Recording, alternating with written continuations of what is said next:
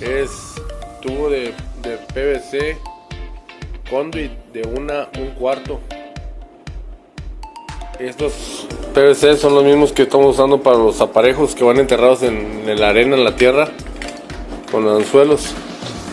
Aquí lo que le hice yo en la punta esta, le calenté en la estufa y luego lo metes en un pico de una botella para que le hagas el cónico ese, para que no te parejo, y luego se le hace el corte este para abajo tiene 1,5 pulgadas y de ancho es 1 pulgada.